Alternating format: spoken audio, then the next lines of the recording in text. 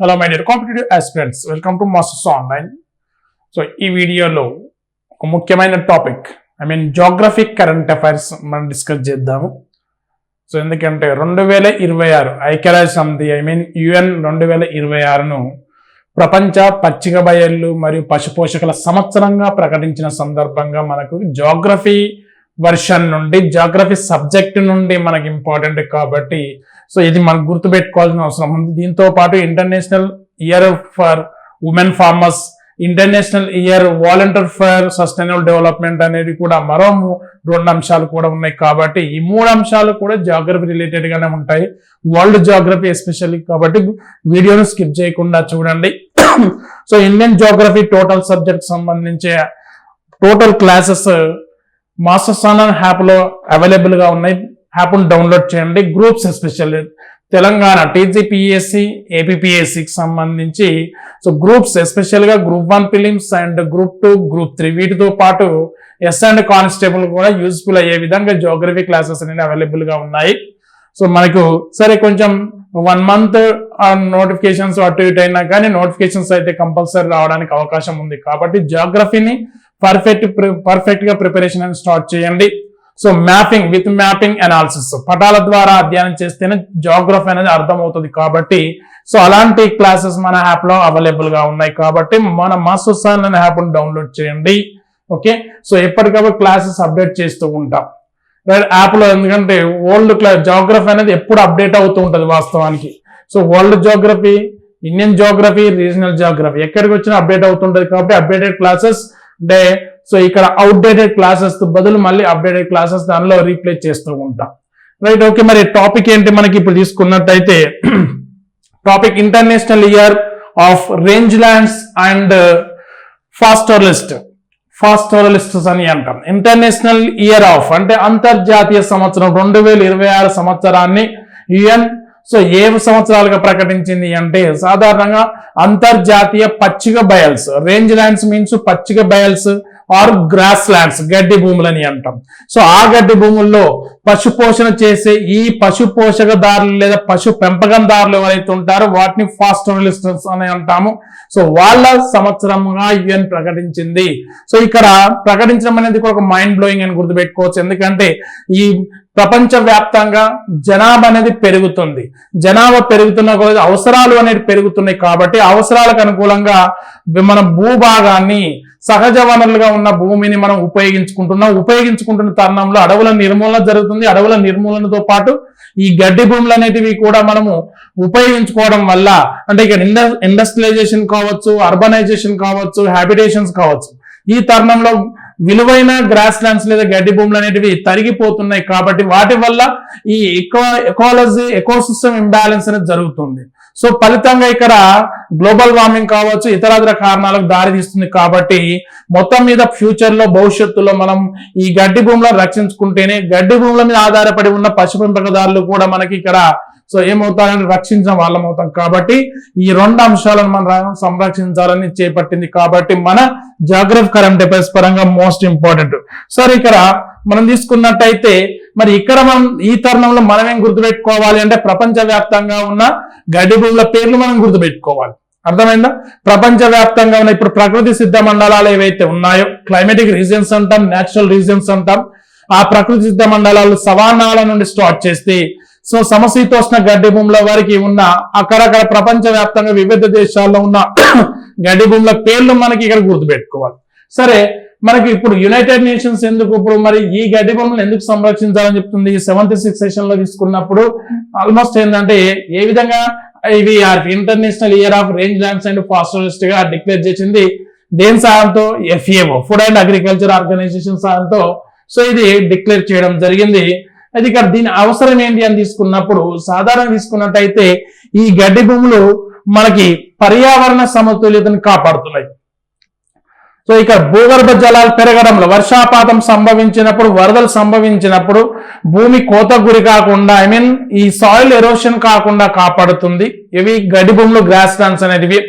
So ఆ విధంగా వివిధ రకాల అంటే అన్ని రకాల గడ్డి మొక్కలు పెరగడానికి ఇక్కడ గడ్డి భూములు అనేది ఆస్కారం కల్పిస్తున్నాయి. దాని మీద ఆధారపడి ఉన్న పశువులు అంటే శాకాహారులు ఏవైతే ఉన్నాయో అంటే మనకి జనరల్ సైన్స్ బయాలజీ టర్మినాలజీ చెప్పాలంటే హెర్బివోర్స్ కు ప్రధానమైన ఆవాసాలు. అంతేకాకుండా ఈ ఆహార గొలుసు ఫుడ్ చైన్ ఏదైతే ఉందో ఆహార గొలుసులో ఉన్న ఈ హెర్బివోర్స్ అండ్ నెక్స్ట్ మొక్కల మీద ఆధారపడి ఉన్న ఇతర కీటకాలు. సో ఈ కీటకాలన్నిటికీ గ్రాస్ ప్లాంట్స్ అనేవి ఒక న్యాచురల్ హ్యాబిటేషన్స్ గా ఉంటున్నాయి కాబట్టి వాటిని సంరక్షించాల్సిన అవసరం ఉంది. సో అవి అంతరించిపోవడం వల్ల భూమి మీద నుండి అనేక రకాల ఇన్సెక్ట్ పాపులేషన్ తగ్గిపోతుంది అండ్ లైఫ్ స్టాక్ గా పిలువబడే ఈ పశు సంపద కూడా తగ్గిపోతుంది అని చెప్తున్నారు. సో ఆ విధంగా మనకు చాలా రకాలుగా భౌగోళికంగా కావచ్చు, పర్యావరణం పరంగా కావచ్చు గడ్డి భూములు అనేటివి ఉపయోగపడుతుంటాయి కాబట్టి వీటిని సంరక్షించాలనే ఉద్దేశం మీద సో యుఎన్ డిక్లేర్ చేసింది రేంజ్ ల్యాండ్స్ అండ్ ఫాస్టోలిస్ట్ గా. మరి ఫాస్టోలిస్ట్ ఎందుకు మరి అని తీసుకున్నప్పుడు గమనించండి, పశు పోషకులను ఎందుకు సంరక్షించాలంటే పశు పోషకులు ఈ గడ్డి భూముల విషయానికి వచ్చేసినప్పుడు ఇక్కడ ఉన్న ఒక రకమైన అంటే ఇప్పుడు జీవ వైవిధ్యాన్ని ఒక తరం నుండి మరో తరం వరకు ఇక్కడ అంటే పంపిణీ చేస్తున్నారు. అంటే ఆ ఒక రకమైన సంస్కృతిని ఇక్కడ పంపిణీ చేస్తున్నారు ఒక తరం నుండి మరొక తరం వరకు. సో ఇక్కడ వారధిగా ఉంటున్నారు కాబట్టి అంటే పర్యావరణాన్ని కాపాడడంలో ఒక వారధిగా ఉంటున్నారు. ఫలితంగా వాళ్ళ యొక్క జీవన విధానాన్ని సో వాళ్ళ యొక్క జనాభాని సో ప్రపంచవ్యాప్తంగా మనం సంరక్షించాలి అంటే మీన్స్ వాళ్ళకి సో ప్రొవైడింగ్స్ అనేటివి ఇస్తూ ఉండాలి అనేది దీని యొక్క ప్రధాన ఉద్దేశం. సో ఆ విధంగా ఈ తరుణంలో మనం తీసుకున్నప్పుడు మనకి ఎగ్జామ్ పాయింట్ ఆఫ్ వ్యూ గుర్తుపెట్టుకోవాల్సినవి ఏంటిది అంటే సరే మరి ప్రపంచవ్యాప్తంగా ప్రధానమైన గడ్డి భూములు ఎక్కడున్నవి? సరే ఇప్పుడు ఉష్ణమండల గడ్డి భూములు ఏవైతే ఉన్నాయో సో ఉష్ణమండల గడ్డి భూములు సవాన్నాలు అని అంటారు. ఈ సవాన్నాలు తీసుకున్నట్టయితే ఆఫ్రికా ఖండంలో ప్రధానంగా ఉంటాయి సవాన్నాలు. సో సవాన్నాలు ఇక ఉష్ణమండల గడ్డి భూములు ఏమంటారు? ఫాల్క్లాండ్స్ అని అంటారు. సవాన్నాలు ఏంటంటే ప్రధానంగా గడ్డి భూములకి అక్కడ అడవులు అనేవి తక్కువగా ఉంటాయి. సో ఈ గడ్డి భూముల్లో అనేక రకాల శాకాహారుల మీద ఆధారపడిన మాంసాహారులు లేదా కార్నివోర్స్ అనేవి ఉంటాయి. సో ఫలితంగా వీటిని ఏమంటారు సవానాల్ని అంటే ఎనిమల్స్ ప్యారడైజ్ అని అంటారు. ఎనిమల్స్ ప్యారడైజ్ అంటే ఆల్మోస్ట్ జంతువుల స్వర్గంగా ఈ సవానాలను పిలుస్తూ ఉంటారు. సో ఆ తరుణంగా ఇక్కడ గడ్డి భూములను సంరక్షించాలనేది ఇక్కడ ఉద్దేశం. నెక్స్ట్ అంతేకాకుండా సమశీతోష్ణ గడ్డి భూముల పరంగా తీసుకున్నప్పుడు సమశీతోష్ణ గడ్డి భూములు ప్రపంచవ్యాప్తంగా ఉత్తరార్ధగోళంలో దక్షిణార్ధగోళంలో విస్తరించి ఉన్నాయి. సో ఆ తరుణంలో ఇక్కడ తీసుకున్నప్పుడు ఉత్తర అమెరికాలో తీసుకున్నప్పుడు ఇక్కడ ఉత్తర అమెరికాలో ఇక గడ్డి భూముల్ని ప్రయారీలు అనే పేరుతో పిలుస్తారు. ప్రయారీలు మోస్ట్ ఇంపార్టెంట్ ఈ టర్మినాలజీ. అదేవిధంగా దక్షిణ అమెరికాలో పంపాలు అని గుర్తుపెట్టుకోండి గడ్డి భూములు. నెక్స్ట్ ఆస్ట్రేలియాలో డౌనులు అని అంటారు. గడ్డి భూముల్ని డౌనులు అని అంటారు. ఆఫ్రికా ఖండంలో వెల్లులు అని అంటారు. సో యురేషియా తీసుకున్నప్పుడు ఆసియా అండ్ యూరప్ భూభాగం కలిసి ఉన్న యురేషియాలో తీసుకున్నప్పుడు ఇక్కడ స్టెప్పీలు అనే పేరుతో పిలుస్తారు. స్టెప్పీలు okay name of the grasslands worldwide especially temperate region. So savanna గడ్డి భూముల్లో ఆఫ్రికాలోనూ పార్క్లాండ్స్ అని అంటారు. సో అది ఆల్మోస్ట్ అన్ని రకాల జంతువులు ఉంటాయి. ఇప్పుడు భూమధ్య రేఖ ప్రాంతాన్ని మీరు పరిశీలించండి. భౌగోళికంగా మీరు అధ్యయనం చేసినట్టయితే భూమధ్య రేఖ ప్రాంతంలో గడ్డి భూములు కనిపించవు. గడ్డి భూములు కనిపించవని ఎందుకు అంటున్నామంటే అక్కడ సంవాన వర్షాపాతం ఉంటుంది, అంటే అధిక వర్షాపాతం నమోదవుతుంది. ఫలితంగా అక్కడ వృక్ష సంపద అధికంగా ఉంటుంది. వృక్ష సంపద అధికంగా ఉండడం వల్ల ఏమవుతుంది అంటే సో అక్కడ గడ్డి భూములు పెరగడానికి ఆస్కారం లేదు. ఎందుకంటే సూర్యరశ్మి అనేది నేలను తాకదు. సో ఫలితంగా అక్కడ వెట్లాండ్స్ ఉంటాయి. ఆ వెట్లాండ్స్ లో ఏమవుతుందంటే గడ్డి భూములకు పెరగవు, అక్కడ జీవ వైవిధ్యం అనేది తక్కువ ఉంటుంది. సో ఇక్కడ సవానాల నుండి సమశీతోష్ణ మండలం వైపు వెళ్తుంటే వర్షాపాతంలో ఒక అంటే అనిశ్చితత్వం కనిపిస్తుంది, అంటే తగ్గుదల కనిపిస్తుంది. ఫలితంగా ఇక్కడ వృక్ష సంపద కంటే గడ్డి భూములు అధికంగా పెరుగుతాయి. అర్థమైంది. ఇప్పుడు మన ఇండియాలో తీసుకోండి. సో శివాలిక్ పర్వతాల వెంబడి ఆల్మోస్ట్ మనం తీసుకుంటే బాబర్ నేలలో గడ్డి భూములు పెరుగుతుంటాయి. బాబర్ అంటే గడ్డి భూములు అని అర్థం వస్తుంది అక్కడ. సో ఆ గడ్డి భూములు సాధారణంగా చాలా రకాల పశు పోషకులు మన ఉత్తర భారతదేశంలో అంటే ఇక్కడ హిమాచల్ ప్రదేశ్ నుండి తీసుకున్నట్టయితే ఆల్మోస్ట్ బీహార్ వెస్ట్ బెంగాల్ వరకు కనిపిస్తుంటారు. సో అట్లా మనకి అదే విధంగా భారతదేశంలో పశ్చిమ కన్మల వెంబడి కూడా కొంతవరకు పశ్చిమ ప్రాంతంలో కూడా గడ్డి భూములు అధికంగానే విస్తరించి ఉంటాయి. సో ఈ విధంగా ఈ పేర్లు అనేటివి మనకు ఈ టర్మ్ అనేది మనకి ఇప్పుడు ఉపయోగపడుతుంది కాబట్టి, రేంజ్ ల్యాండ్స్ అండ్ పాస్టలిస్ట్ అనే పేరు మనకి యుఎన్ఓ డిక్లేర్ చేసింది కాబట్టి ఇక్కడ వరల్డ్ జాగ్రఫీ నుండి, ఇండియన్ జాగ్రఫీ నుండి ఇలా క్వశ్చన్స్ అడగడానికి అవకాశం ఉంటుంది. అక్కడ నేమ్స్ అడగచ్చు, లేదా వాటికి సంబంధించిన అంశాలు అని అడగచ్చు. ఓకే, డీటెయిల్ గా ప్రజల జీవన విధానం అడగచ్చు. ఎందుకంటే గడ్డి భూముల్లో నివసించే వాళ్ళంతా తెగలు ఎక్కువ ఉంటారు. సో వాళ్ళు పశు పోషణ అధికంగా కలిగి ఉంటారు. సో అలా మనం వీటిని గుర్తుపెట్టుకోవాలి. దాంతో పాటు మరొక అంశం ఏం చెప్తున్నా, international year of women farmers ఒకరు గుర్తుపెట్టుకోండి, ఏం డిక్లేర్ చేసింది, international year of volunteers for sustainable development, international year of volunteers for sustainable development. ఈ 3 అంశాలు గుర్తుపెట్టుకోండి ఇక్కడ. సో అది మనకి ఇక్కడ మోస్ట్ ఇంపార్టెంట్. అండ్ దాంతో పాటు ఇంకొకటి ఏంటిది, సాధారణంగా ఇప్పుడు రీసెంట్ గా డిజాస్టర్ మేనేజ్మెంట్ కి సంబంధించి ఒక అంశం కూడా ఇక్కడ గుర్తుపెట్టుకోండి. ఏంటి అంటే జనవరి 23 నేతాజీ సుభాష్ చంద్రబోస్ జయంతి. సో అక్కడ 2019 నుండి మనకు భారత ప్రభుత్వం ఏం చేస్తుంది అంటే నేతాజీ పేరు మీద విపత్తు నిర్వహణలో చాలా క్రియాశీలకంగా ఉన్న సంస్థలకి కావచ్చు, వ్యక్తులకి కావచ్చు, ఈవెన్ రాష్ట్ర ప్రభుత్వాలకి కావచ్చు. సో నేతాజీ సుభాష్ చంద్రబోస్ ఆపద ప్రబంధన్ పురస్కారాన్ని లేదా అవార్డుని ఇస్తుంది ఇక్కడ. ఓకే, నేతాజీ సుభాష్ చంద్రబోస్ ఆపద ప్రబంధం పురస్కార్, ఇక్కడ డిజాస్టర్ మేనేజ్మెంట్ అవార్డు అని రాశాను, బట్ ఆ నేమ్ ఇక్కడ ఇంపార్టెంట్ అక్కడ. ఓకే, సో ఈ ఆపద ప్రబంధం పురస్కారం, సో ఆ ఆపద ప్రబంధం పురస్కారం అనేది మనం ఇక్కడ గుర్తుపెట్టుకోవాలని చెప్తున్నాను. అర్థమైందా? సో మరి ఈ సంవత్సరం ఈ 2025-26 సంవత్సరానికి ఆ అవార్డు ఎవరికి రావడం జరిగింది అని తీసుకుంటే, సో సాధారణంగా ఇన్కాయిస్ అనే పేరు ఉంటుంది. INCOIS international centre for ocean information service అనే సంస్థకి రావడం జరిగింది. ఓకే, ఇన్కాయిస్ యొక్క ప్రధాన కార్యాలయం హైదరాబాద్ లో ఉంది. So international centre for ocean information service సముద్రాలకు సంబంధించి సముద్రాల మీద అధ్యయనం చేసి ఒక సంస్థ హైదరాబాద్ లో ఉంది. ఆ హైదరాబాద్ లో ఉన్న సంస్థకి ఈసారికి నేతాజీ సుభాష్ చంద్రబోస్ ఆపద ప్రబంధన్ పురస్కారం రావడం జరిగింది. మరి విపత్తు నిర్వహణ ఇదెలా ఉపయోగపడుతుంది అంటే సునామీల సమాచారం చేరవేయడానికి.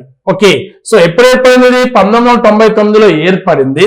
ఓకే, సో ఇక్కడ ఏం చేస్తాం, డిజాస్టర్ మేనేజ్మెంట్ అనేది భారతదేశంలో విపత్తులు అనేటివి సర్వసాధారణంగా ఉన్నాయి కాబట్టి ఓషన్ రిలేటెడ్ అజర్ట్స్ అంటే ఇప్పుడు సో సునామీలు, తుఫానులు అండ్ కొంతవరకు వరదలు, సో మిగతా ఈ ఓషన్ రిలేటెడ్ ప్రమాదాలు, వైపరీత్యాలను ఈ ఇన్కాయిస్ అనే సర్వే చేసి అధ్యయనం చేసి అక్కడ సమీప ప్రజలకు లేదా ఆ ప్రాంతాలను అప్రమత్తం చేస్తుంది కాబట్టి దీనికి ఇవ్వడం జరిగింది. సో ఇప్పుడు సునామీ ఒక ప్రాంతంలో ఏర్పడిందంటే సో ఏర్పడిన ఆ 10 నిమిషాల్లో సమాచారం చేరవేస్తుంది. సో అలాంటి ఖచ్చితత్వంగా ఉండే సంస్థకి మనకి పురస్కారం రావడం జరిగింది. గతంలో యునెస్కో కూడా సో ఇక్కడ ఒక మంచి సునామీ ప్రొవైడింగ్ సెంటర్, సునామీ గుర్తించే ఒక సమాచార కేంద్రం అద్భుతంగా పనిచేస్తుందని యునెస్కో కూడా కొనియాడడం జరిగింది. కాబట్టి సో ఇన్కాయిస్ అనేది ఇంపార్టెంట్. ఇక్కడ ఇన్కాయిస్ కి వచ్చిన అవార్డు గుర్తుపెట్టుకోండి డిజాస్టర్ మేనేజ్మెంట్ పరంగా తీసుకున్నప్పుడు. Understand right? సో నెక్స్ట్ ఇంకొక మరి ముఖ్యమైనది, సో ఇండియా అండ్ అంతర్జాతీయ సంబంధాలు, ఇంటర్నేషనల్ రిలేషన్స్ IR 2026 మరొక పేరు Asian India year of maritime cooperation అనేది కూడా ఇంపార్టెంట్. సో ఇదేంటి అంటే India plus Asian countries. Asian means so మనకు సౌత్ ఈస్ట్ ఏషియన్ కంట్రీస్ యొక్క ఒక కూటమి సౌత్ ఈస్ట్ ఏషియన్. సో ఈ సౌత్ ఈస్ట్ ఏషియన్ సంబంధించి ఇండియా కూడా వాటికి ఆ ఏషియన్ కి సంబంధించి సమావేశాలకు ఇండియా కూడా ఒక ప్రతినిధిగా ఉంటుంది. కాబట్టి సో ఇక్కడ మన Indian prime minister Narendra Modi 2026ని ఎలా డిక్లేర్ చేయడం జరిగిందంటే ASEAN India year of maritime cooperation.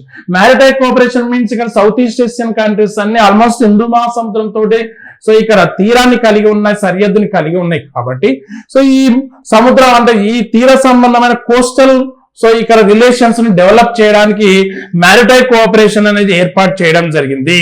So ఎప్పుడు 2026 నుండి 2030 వరకు ఆల్మోస్ట్ ఈ మనకేంది ఇండియాస్ ఈస్ట్ పాలసీ డెవలప్ చేయడం, అంటే ఈ లుక్ ఈస్ట్ పాలసీ అంటే తూర్పాసియాల దేశాలతో సరి అయిన సంబంధాలు, దౌత్య సంబంధాలను అభివృద్ధి చేయడంలో భాగంగా సో ఇక్కడ మన ఇండియా డిక్లేర్ చేసిన అంశం ఏంటంటే Asian India Europe maritime cooperation అనేది కూడా గుర్తుపెట్టుకోండి. రైట్, ఇది మనకి 2026 జనవరికి సంబంధించి ముఖ్యమైన India international relations, disaster management relations, అదే విధంగా geography related current affairs most important. So వీడియోని ప్రిపేర్ టోటల్ గా లాస్ట్ వరకు చూస్తే ఈ 3 అంశాలు గుర్తుపెట్టుకోండి. యుఎన్ డిక్లేర్ చేసిన అంశాలు 3 ఉన్నాయి మనకి. ఓకే, సో ఏంటి? International year of rangelands and pastoralist, next international year of women farmers, international year of volunteers for sustainable development. ఇవి 3 యుఎన్ డిక్లేర్ చేసినవి. సో నెక్స్ట్ మనకి ఏషియన్ అంటే మ్యారిటైమ్ కోఆపరేషన్ ఏదైతుందో ఏషియన్ ఇండియా మ్యారిటైమ్ కోఆపరేషన్ అనేది మన India ద్వారా Asian దేశాలతో ఉన్న సంబంధాలను. సో ఇవి గుర్తుపెట్టుకోండి.